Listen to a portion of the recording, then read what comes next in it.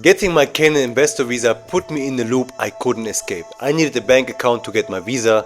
I needed my visa to get my bank account. It took months, caused a lot of stress, and came with much more trial and error than I ever expected. If you are planning to do this as well, I'm gonna share here with you now what I wish someone had told me before I started the entire process. My name is Marvin, and 2 years ago I moved from Germany to Nairobi here in Kenya, and ever since I tried to build life and business on the African continent and tried to figure out what it really means to grow and live on Africa. Getting my visa on the journey to move to Kenya was one of the hardest steps I had to face back then. And in this video I want to walk you through this process I went through, that you get a better understanding of how it works and what you need to expect. When I planned my move to Kenya, my vision was to build something long-term on the ground and have an impact in the country itself. So therefore I was thinking about and figuring out ways how to stay long-term with legally doing everything I want to do. And therefore the tourist visa wasn't suitable, even if I met a couple of guys and I heard a couple of stories where people stay on a tourist visa long term in Kenya, what works as well. But as I said, when you just go on the tourist visa, as I explained in one of my older videos before, you're not able or officially and legally allowed to do any actions that are related to any kind of work or business within the country. And therefore I went for the investor's permit. That's the Class G visa. This was the best one that suited me the most, because you have many different kinds of visas you can apply for, but this one was just the one that suited me in that case the best. The way of acquiring the investor's permit might also overlap with some other visas as well, and there are also some other ways to get the visa or to get a different visa but still are allowed to work in the country. But in this video mainly we will focus on the G permit, how I got it, what the steps are, but later on I will also give you another alternatives what you can go for when you want to invest and build something. So the first thing I did was, of course, checking out the official government website that helps you with the immigration process. You have all steps clearly lined out. They tell you what they want, especially now for the investor's permit. There's a couple of things I will mention now, but I will also put you a link down below where you can just specifically read through what the requirements are now, because I applied for this visa 2 years ago in 2023 and I got my visa in 2023. So the processes change here on a consistent basis. So sometimes even if I tell you the process of today, I think in the next week or the next month, things can change very quickly here. That's why I want to walk you through the process I went through, because sometimes it's not as straightforward as it looks on the government website. Sometimes also the lawyers and the consultants need to figure out the new ways, because it just got implemented, just got changed, that you are just on the side of what kind of things you could expect, and you are aware of that you can avoid as many mistakes and save as much money as possible. So the list of basic documents they wanted from us was simply the proof of passport. They wanted to have passport pictures. They wanted to have our company registration here in Kenya. And that is something you can apply for already when you are still in the country where you're from. So you don't have to be necessarily in Kenya to apply for your business registration. This is something you can do on the BRS website. And it took us, I think, a week, and we did it all ourselves. This one is a quite simple and straightforward process. Additionally to this, you also need the KRA PIN. That's like the tax identification number for you, the IRS from the States, or like a PIN number, however you want to call it. But it's basically just a number that you get when you are doing any kind of activities in the country, that you can pay your taxes with this certain number. In this process, you need this for the business, you need this for yourself personally as well. And this was something we got stuck with, because this is something we couldn't apply for because we were not in the country. So we needed someone to go for us and apply for these numbers. And I think it costed us a bit of an extra, because we had to send an agent there to get these numbers for us. I don't remember the exact figure anymore, but one of my friends did, and was not that expensive. Just that you're aware that you also need someone who can go to the local offices and apply for this number for you. Another thing they wanted, I think that's one of the key things for the investor's visa, is that you have $100,000 in cash. I said in this case, because we were 3 of us now, we could also split this money. They put it in one bank account and we could just show it to the use this as a proof of having the funds available. And so far so good. If you go through these things yourself, you will see the list of things you can provide, you have to provide. You start to consult with someone, they help you with the process to get all the company documents outside of the business registration, because they also want different kinds of letters to the head of immigration. They want different kinds of contracts for the company. That's all we set up with our lawyer at that time. He helped us with this. What we didn't know, even when providing all these documents, we applied online as well. I will put this website as well. It's called EFNS. We applied online, uploaded the documents we needed. Then we thought the process kicked off. But this was not the case. We applied, we uploaded all the documents, and now we were waiting for a couple of weeks, a couple of months. There was no feedback for us, nothing at all. And at some point we were like reaching out to our lawyer, who helped us with like drafting all the company documents for us. And then we sent him over to immigration to check on these things for us, because we were not in the country anymore. And we just met him during the time when we were visiting Kenya for the first time to make our first couple of connections.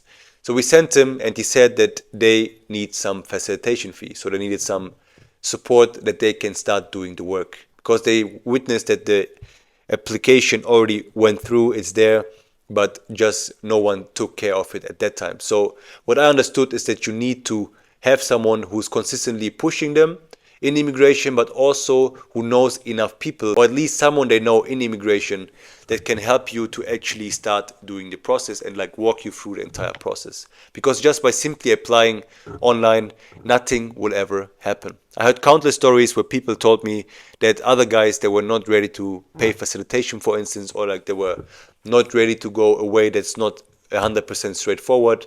They were waiting for a year, 2 years, and then they went home because they had no more funds and they wasted all the money basically. So you need someone who's actually there to take care of the questions you have and like can push the people in immigration. As you see, and now things are not as straightforward. Even when you execute on all the things you need to do and you provide everything you need to do, they put a lot of stepping stones in your way. The next thing that happened to us was, as I mentioned, you have to provide a proof of the funds for your investor's visa. And if you provide the proof of your funds, we did it back then on a foreign bank account, because the money was still back in Germany and we didn't want to transfer it before we got anything official. And what they told us basically from the immigration later on is that they wanted us to transfer now the money to a local bank account and again provide a proof of the funds, but in a local bank account under the name of the person who gets the visa. I tried to figure out how to open a bank account, but now here is the next biggest stepping stone, at least in the time when I applied in 2023. As I mentioned earlier, they changed the regulations just a couple of weeks before I tried to open my bank account. Therefore, I went to the first bank. They told me that they cannot open a bank account for me if they don't have my visa, but I also cannot get my visa if I don't have my bank account and the money is in this account. So you see the problem. You cannot do one without the other, and this makes just everything more difficult, and there's no streamlined process. I went to another bank, they told me the same thing, and luckily one of my friends sent me over to a bank where he was like, you can go to them and talk to this bank, and they helped them as well with this process. So they gave me the chance to open up the bank account for 3 months, and then within these 3 months I was supposed to show my bank account that they see that I have a valid visa and I can retain this account. This process might vary a lot by now, because this has been 2 years since I applied, and I will see this also in the future with renewal process and everything. I also observe people, a couple of my friends that go through the same processes, and they change first of the requirements, I would say consistently.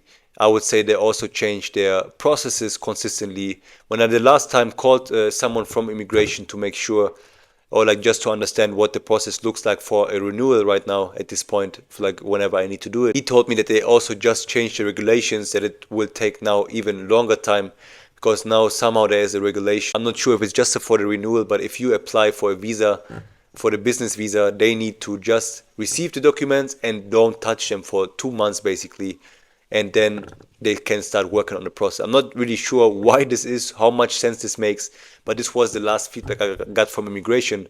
But this also is, I think now 2 months ago or something. This might have changed already another 2 or 3 times in this time. To continue the process, now at this point I was able to open up the bank account. We could transfer the money over to a Kenyan bank account, show the proof of the funds locally. So then you see I continued the process. You see I had all the necessary requirements. I also opened up a security bond. What you need to do was also, like, let's say, another quite major step where you put 100,000 shillings in a separate bank account, or like security bond is what they call it when you open up the bank account. At least in the time when I was here, when I started the process the first time, I needed to do this. It's basically just like an account in case you run out of money entirely, that you have 100,000 shillings, what's around like 700-800 US dollars, to buy a plane ticket and to go back home in any case. So I bought this one. I had the funds locally. I provided all the company documents. We had the pins, the certifications, the everything we needed for starting this business. But still, the immigration came our way very often. Some weird requirements that we, like, even if everything was properly working, they wanted me to go to the bank again and like let them write a letter that these funds are actually in the bank account.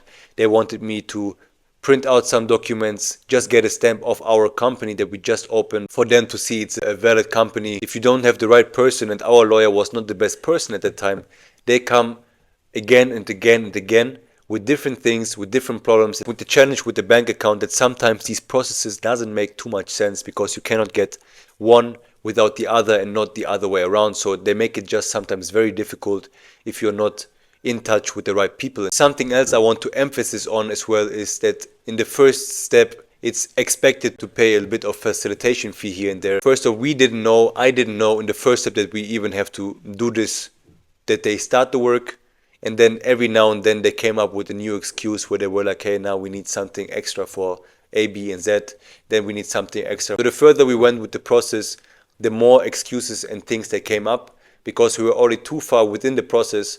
We also didn't see a sense of getting out of this. We just wanted to be finalized. What I understand now, of course, already like much earlier, but now to have someone who can really actually help you, and where you know, let's say if I recommend someone to you, that you know that they took care of my visas already as well, of other people's visas as well. If you find someone, maybe you get him from a trusted source or from someone you met who went through the same process you are about to go, and that they can actually help you to find the right person, to not just lose money. It's a lot of money that you waste, but it's also a lot of time, because it took me in this case 11 months to get this visa. And I even had to come to Kenya. My plan was anyways to come, so because the process was delayed, my arrival was also delayed, but I thought I will come when the visa is finalized.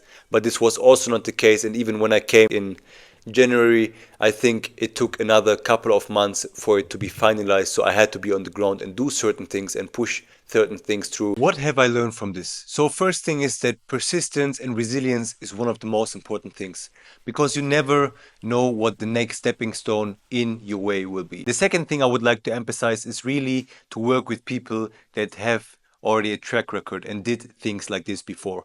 Because not every lawyer is a proper lawyer, because not every visa assistant or visa consultant is a proper one, because there's also many people that are just going into these like little cyber cafes and trying to do things and just like trying to help you, but don't really have the power to do so. As I said, not every lawyer is a lawyer, and you need to find the right person. There's another story I can tell you here, is that I also had one case where a lawyer was supposed to do something for me, and I got him from a trusted source, and still gave me a headache and took a long time to finish, and didn't even finish the things up to now. Just making sure here that you, let's say, if you find someone, let's say like me or like someone else you know from your personal connections, that went through this entire process with the lawyer and did the visa with the lawyer or immigration consultant, whatever, and they pushed it through, they have the right connections, then this might be a good indicator that you can work with him and go along with him. As long as you don't pay much money or anything in advance, you will be on the safer side. Sometimes with these things, they want something small in advance, but this is all right unless you see results and progress happening. Another thing I would like to put some focus on here is also start this process rather earlier than later, because this one might always take a time, and you don't know how much the regulations will change on a consistent basis, or you don't know how consistent the process at the moment is, because next month or something, even within the process, things can change, and then you have more cornerstones in the way, you have more stepping stones in the way, and it will just take longer and give you more headache and give you some more pain here and there. And one of the other important things here on this journey is also just make sure if this visa you're looking at is the right one for you. Because as I mentioned very early in the beginning of the video, was that there's also different ways around some things here and there. So for instance, as I said, I went for the investor's visa, Class G, what you might also look at right now. But there's also other ways, and there's one example I want to give you,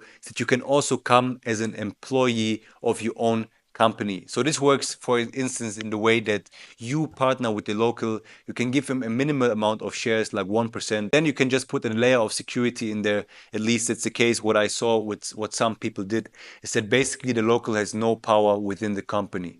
So this is something like the document you just set up with your lawyer, with the person you work with on the company documents and everything, that they just put you on the safer side so that later on nothing or less can be wrong, and at least you have things documented. In this instance now, you can go around the way of needing to show that you have the funds available that you need for the investor's visa.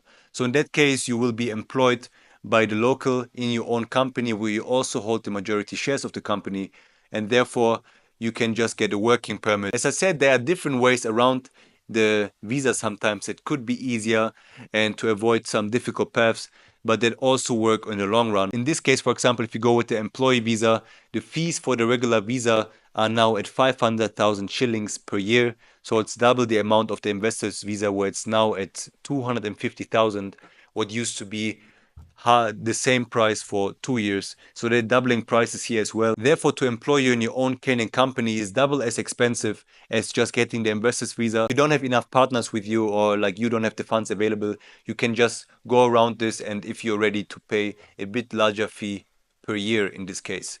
So it really depends always on your situation, on your case, if you're coming in and wanting to invest huge amounts of money, or like just smaller ones and just starting out and looking for different opportunities here on the ground. So just make sure to get all the latest information, especially as said, because the experience I made is going 2 years back. And even if I now check in consistently with visa consultants and the people now from immigration to make sure that I'm on the right track and I know what's the next step will be for myself, regulations might change all the time. So just for you to be on the safer side, I would go this path and like check out different alternatives that you could go to get the same result in the end of the day. And there's one thing I want to add here, and that is that this also made me a bit more resilient, because it was my first touch point with doing business and getting documentation in an African country. From now on, after seeing this process and going through this process that made it just difficult for no reason, I understand how things work here locally on the ground, and it made me more resilient myself as well.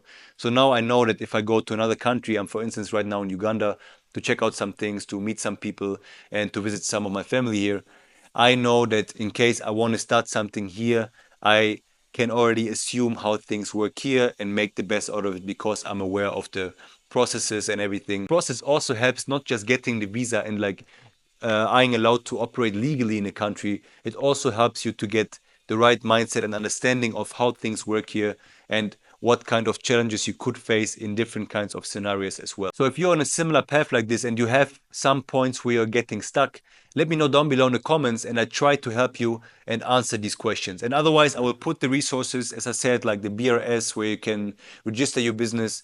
I will put the EFNS portal where you can sign up and start and submit your application. And I will also put down the list with different requirements for all the different kinds of visas you can get here if you want to stay here long term and you have the vision of building something on the ground, down below in the description as well. So thank you so much for watching. I hope this helped, and I see you in the next one.